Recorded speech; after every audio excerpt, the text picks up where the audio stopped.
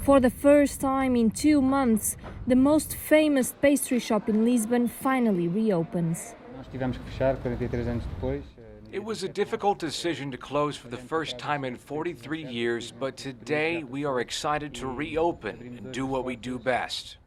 I came here today to help this iconic house and also to give this sweet gift to family and friends. I'm sure they already miss these pastries a lot. Restaurants, hairdressers, museums and most shops are also reopening.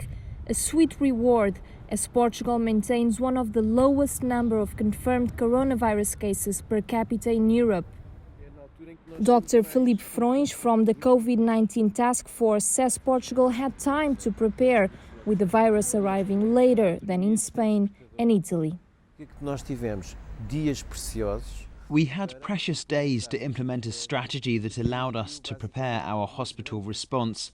We also introduced the state of emergency and confinement measures earlier than these countries, so those measures had more impact.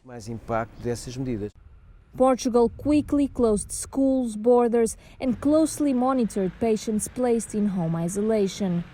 The number of ICU beds was increased by 35%. However, patient demand never reached full capacity. Most citizens also stayed at home despite the absence of a mandatory lockdown.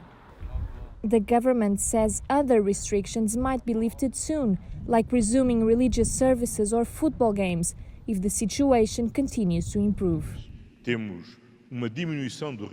The data is clear. We had a slowdown in the rhythm of new cases, fewer hospitalizations, fewer people in the ICU, a lower number of daily deaths. We have increased our testing capacity, so the criteria we set to control the pandemic has been fulfilled.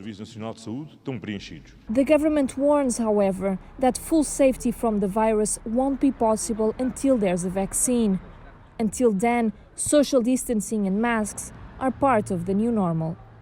The Prime Minister has said he will have no problem in reintroducing the state of emergency if cases begin to rise again. So the situation will be reassessed every 15 days, and that's to give authorities some time to keep the pandemic under control and avoiding the economy into falling into yet another financial crisis.